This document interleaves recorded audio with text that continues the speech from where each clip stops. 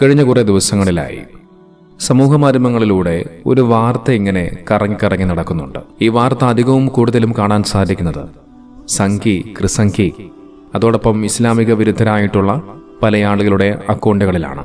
കാരണം നമുക്കെല്ലാവർക്കും അറിയാം, ഇസ്ലാമിനെക്കുറിച്ചും മുസ്ലിമുകളെക്കുറിച്ചും എന്തെങ്കിലുമൊക്കെ കിട്ടാൻ കാത്തിരിക്കുകയാണ് ഇത്തരം ആളുകൾ. അപ്പോൾ ആ വാർത്ത എന്ന് പറയുന്നത് കേരളത്തിൻ്റെ ആരോഗ്യമന്ത്രിയായിട്ടുള്ള വീണ ജോർജ്. ആ വീണ ജോർജ് നടത്തിയ ഒരു പരാമർശമാണ്. കേരള കൗമുദി പുറത്തുവിട്ടൊരു വാർത്ത ഇങ്ങനെയാണ്: അമീബിക് മസ്തിഷ്ക ജ്വരം, 3 മാസം പ്രായമുള്ള കുഞ്ഞിന് എങ്ങനെ രോഗം പിടിപെട്ടു? വിദേശത്തു നിന്നും കൊണ്ടുവന്ന പുണ്യജലം കുഞ്ഞിന്റെ മൂക്കിൽ ഒഴിച്ചു, ഇതിലൂടെയാണ് രോഗം പിടിപെട്ടത് എന്ന് ആരോഗ്യവകുപ്പ് വ്യക്തമാക്കി. ഇനി മറ്റൊരു ചാനൽ അവർ പുറത്തുവിട്ട വാർത്ത ഇങ്ങനെയാണ്: അമീബിക് മസ്തിഷ്ക ജ്വരം, രോഗബാധ വിദേശത്തു നിന്ന് കൊണ്ടുവന്ന വെള്ളം മൂക്കിൽ ഒഴിച്ചതിനാൽ 3 മാസം പ്രായമായ കുഞ്ഞിന്റെ മരണത്തിൽ കോഴിക്കോട് മെഡിക്കൽ കോളേജ് റിപ്പോർട്ട്. സ്വാഭാവികമെന്നോണം ഈ ഒരു വാർത്ത കേൾക്കുമ്പോൾ, അതായത് വിദേശത്തു നിന്നൊരു പുണ്യജലം എന്നൊക്കെ പറയുമ്പോൾ നമുക്കെല്ലാവർക്കും അത് വ്യക്തമായി മനസ്സിലാകും അവർ ഉദ്ദേശിക്കുന്നത്, അല്ലെങ്കിൽ അവർ പറയാതെ പറഞ്ഞു വെക്കുന്നത് സംസം വെള്ളത്തെക്കുറിച്ചാണ് എന്ന്. ഇപ്പോൾ സ്വാഭാവികമെന്നോണം ഈ ഒരു വാർത്ത കേട്ട ഉടൻ തന്നെ ഞാൻ നേരത്തെ സൂചിപ്പിച്ചതുപോലെ സകല ഇസ്ലാമിക വിരുദ്ധരും സംസം വെള്ളം കണ്ടില്ലേ, അതിങ്ങനെയാണ് അങ്ങനെയാണെന്നൊക്കെ പറഞ്ഞുകൊണ്ട് ഇസ്ലാമിനെ വളരെയധികം പരിഹസിക്കുന്ന അല്ലെങ്കിൽ കളിയാക്കുന്ന സ്ഥിരം പരിപാടി ചെയ്തുകൊണ്ടേയിരിക്കുന്നു. നോക്കിയൊരു വാർത്തയ്ക്ക് താഴെ വിന്നി വിക്ടറി എന്ന് പറയുന്ന ഒരു സഹോദരൻ, അദ്ദേഹം കുറിച്ചൊരു കമന്റ് ഞാനൊന്ന് വായിക്കാം. വിദേശത്തു നിന്ന് കൊണ്ടുവന്ന പുണ്യജലം എന്നുദ്ദേശിച്ചത് സംസം വെള്ളത്തെ ആയിരിക്കും. അങ്ങനെയെങ്കിൽ കോടിക്കണക്കിന് ആളുകൾ ഇപ്പോൾ മരിച്ചിരിക്കണം. പിന്നെ ആ ജലം ആരെങ്കിലും മൂക്കിൽ ഒഴിക്കാറുള്ളതായി ഇതുവരെ കേട്ടിട്ടില്ല. കുടിക്കാറുണ്ട്. കാസാമന്ത്രിക്ക് ബുദ്ധിമാന്ദ്യം സംഭവിക്കുന്നുണ്ടോ എന്ന സംശയം. ഒരുപക്ഷെ ഇതിനേക്കാൾ മനോഹരമായ ഒരു മറുപടി വേറെ കൊടുക്കാനില്ല. നോക്കി, ഇത്തരമൊരു പ്രസ്താവനയിലൂടെ അല്ലെങ്കിൽ ഒരു വാർത്തയിലൂടെ സംസം ജലം അത് മോശമായ വെള്ളമാണ്, അത് വലിയ രീതിയിൽ ദോഷമുണ്ടാക്കുന്നുവെന്ന് പറഞ്ഞു പരത്തുന്ന സകല ഇസ്ലാമിക വിരുദ്ധർക്കുമുള്ള മറുപടി ഈ സഹോദരന്റെ ഈ ഒരു കുറിപ്പിലുണ്ട്. നമുക്കറിയാം, ലോകത്തിന്റെ വിവിധ ഭാഗങ്ങളിൽ നിന്നും മുസ്ലിമീങ്ങളായ ഒരുപാട് ആളുകൾ, ലക്ഷക്കണക്കിന് ആളുകൾ, കോടിക്കണക്കിന് ആളുകൾ ഇത്തരത്തിൽ പരിശുദ്ധ മക്കയിലെത്തി അവർ സംസം വെള്ളം കുടിക്കുന്നുണ്ട്. അവരുടെ കുപ്പികളിലും മറ്റുമൊക്കെയായി സംസം വെള്ളം കൊണ്ടുപോകുന്നുമുണ്ട്. ഈ സംസം വെള്ളത്തിലൂടെയാണ് ഈ അമീബിക് മസ്തിഷ്ക ജ്വരം ഉണ്ടായത് എങ്കിൽ ഈ സഹോദരൻ പറഞ്ഞതുപോലെ കോടിക്കണക്കിന് ആളുകൾ മരണപ്പെടുമായിരുന്നു. ഇനി അതോടൊപ്പം അദ്ദേഹം പറയുന്ന മറ്റൊരു കാര്യം കൂടിയുണ്ട്. സംസം വെള്ളം എന്ന് പറയുന്നത് അത് മൂക്കിലൊഴിക്കാനുള്ളതല്ല, നേരെ മറിച്ച് കുടിക്കാനുള്ളതാണ്. അത് നമുക്കെല്ലാവർക്കും അറിയാവുന്ന കാര്യമാണ്. ഇബ്രാഹിം നബി അലൈഹി സ്വലാത്തു വസ്സലാമിൻ്റെ മകനായിട്ടുള്ള ഇസ്മായിൽ നബി അലൈഹി സ്വലാത്തു വസ്സലാമിൻ്റെ പാദസ്പർശമേറ്റ് ആ ഒരു മരുഭൂമിയിൽ പൊട്ടിവന്ന ഉറവയാണ് സംസം എന്ന് പറയുന്നത്. ഈ നീരുറവയ്ക്കടുത്തായി മൈലുകളോളം ഒരു ജലാശയമോ ഒന്നും തന്നെ കാണാൻ സാധിക്കില്ല. പക്ഷെ വർഷങ്ങളായി ഈ സംസം വെള്ളം ഇങ്ങനെ അതിൽ നിന്നും ഇങ്ങനെ വന്നുകൊണ്ടേയിരിക്കുന്നു. അതിലൊരു അറുതി പോലുമില്ല. ലോകത്തിൻ്റെ കോണുകളിൽ നിന്നും ദിനം പ്രതി 10,000-കണക്കിന് ലക്ഷക്കണക്കിന് ആളുകൾ അവിടെ വന്നുകൊണ്ട് സംസം വെള്ളം കുടിക്കുന്നുണ്ട്. കുപ്പികളിൽ ലിറ്റർ കണക്കിന് സംസം വെള്ളം കൊണ്ടുപോകുന്നുണ്ട്. പക്ഷെ എന്നിട്ടും സംസം വെള്ളം ഇപ്പോഴും അത് വന്നുകൊണ്ടേയിരിക്കുന്നു. ഇതാണ് സംസം വെള്ളത്തിൻ്റെ ഏറ്റവും വലിയ അത്ഭുതം എന്ന് പറയുന്നത്. ഇതോടൊപ്പം സംസം വെള്ളത്തിനെ കുറിച്ച് പഠിച്ച ഒരു ശാസ്ത്രജ്ഞൻ, ഒരു ജാപ്പനീസ് ശാസ്ത്രജ്ഞൻ കണ്ടെത്തിയത് ഞെട്ടിപ്പിക്കുന്ന കണ്ടെത്തലുകളാണ്. അതിനെക്കുറിച്ച് അദ്ദേഹം വലിയ രീതിയിൽ പഠനങ്ങൾ നടത്തുകയും അതുമായി ബന്ധപ്പെട്ടുകൊണ്ട് അദ്ദേഹം കുറേ റിപ്പോർട്ടുകൾ പുറത്തുവിടുകയും ചെയ്തു. നോക്കൂ, ഇത്തരത്തിൽ ശാസ്ത്രലോകം പോലും അത് അംഗീകരിച്ച, അല്ലെങ്കിൽ വളരെയധികം അത്ഭുതമെന്ന് പറഞ്ഞു വെച്ച ഒരു ജലമാണ് സംസം ജലം. നോക്കൂ, സൗദി അറേബ്യയിലെ ഭരണകൂടം ഈ സംസം ജലത്തിന് വേണ്ടി പ്രത്യേക സംവിധാനങ്ങൾ വരെ ഒരുക്കിയിട്ടുണ്ട്. ഓരോ പരിശോധനയും ഓരോ പ്രക്രിയകളും അവർ ഇതുമായി ബന്ധപ്പെട്ടുകൊണ്ട് നടത്താറുണ്ട്. SGS പ്രകാരം സംസം കിണർ ദിവസേന അവർ പരിശോധിക്കുന്നുവെന്നാണ്. കിണറ്റിൽ നിന്നും 3 സാമ്പിളുകൾ എടുക്കുന്ന ഒരു പ്രക്രിയയാണിത്. തുടർന്ന് ഈ സാമ്പിളുകൾ മക്കയിലെ കിങ് അബ്ദുള്ള സംസം ജലവിതരണ കേന്ദ്രത്തിൽ പരിശോധിക്കാൻ കൊടുക്കുന്നു.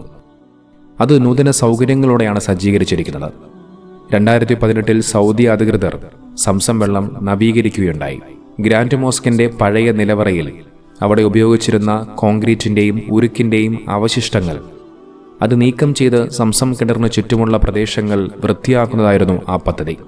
റമദാനിൽ വെള്ളത്തിന്റെ ഗുണനിലവാരം ഉറപ്പാക്കാൻ എല്ലാ ദിവസവും 100 സാമ്പിളുകൾ പരിശോധിക്കാറുമുണ്ട്.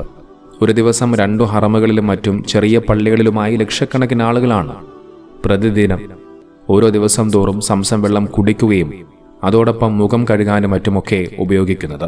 സംസം വെള്ളം കേരളത്തിലേക്ക് മാത്രമല്ല, ലോകരാജ്യങ്ങളിൽ നിന്ന് ഉംറയ്ക്കും ഹജ്ജിനും വരുന്ന ജനങ്ങൾ എല്ലാവരും കൊണ്ടുപോകുന്നുണ്ട്. അതിനു പുറമെ സൗദിയുടെ ഏത് മുക്കിലും മൂലയിലുമുള്ള സൂപ്പർ മാർക്കറ്റുകളിലും ഹൈപ്പർ മാർക്കറ്റുകളിലും സംസം വെള്ളം സുലഭമായി ലഭിക്കുന്നുമുണ്ട്.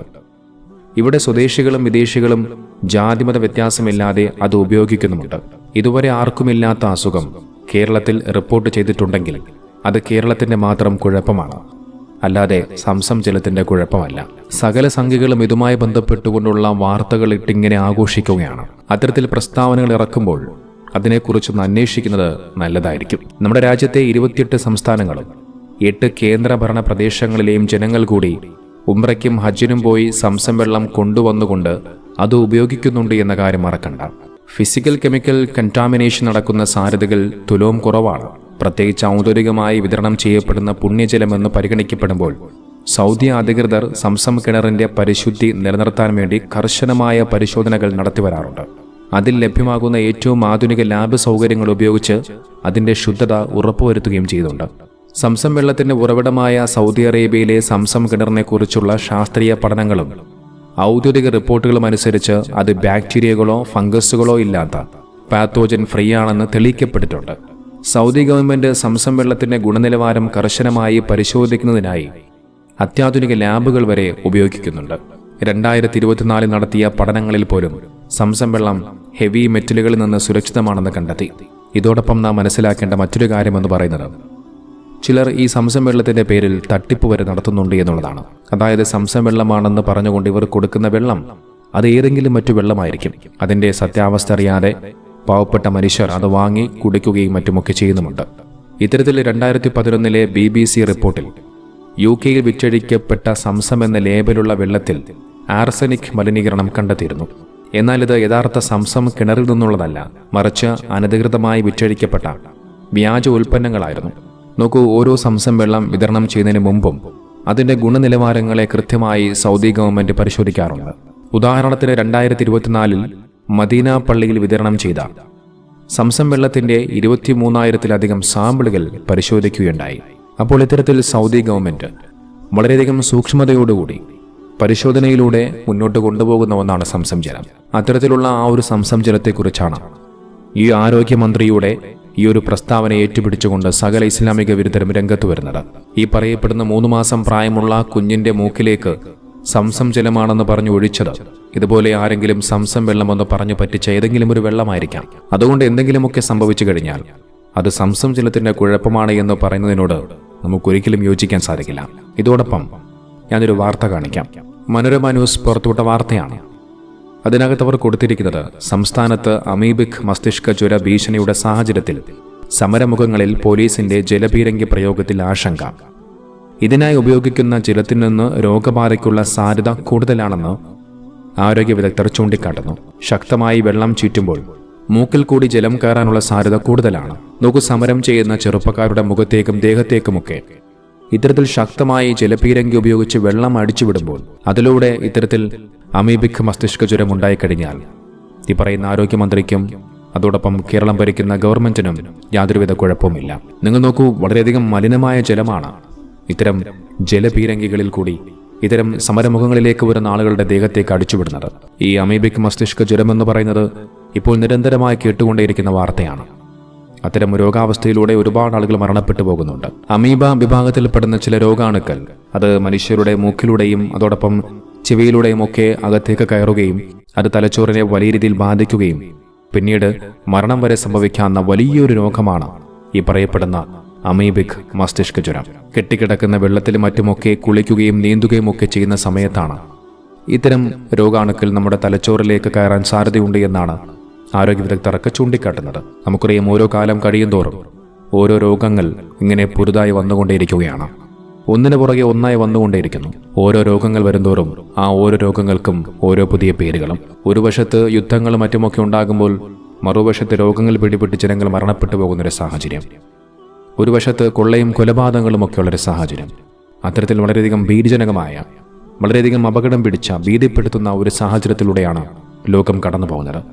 അല്ലാഹു സുബ്ഹാനഹു വ തആല നമ്മെ എല്ലാവരെയും കാത്തുരക്ഷിക്കുമാറാകട്ടെ.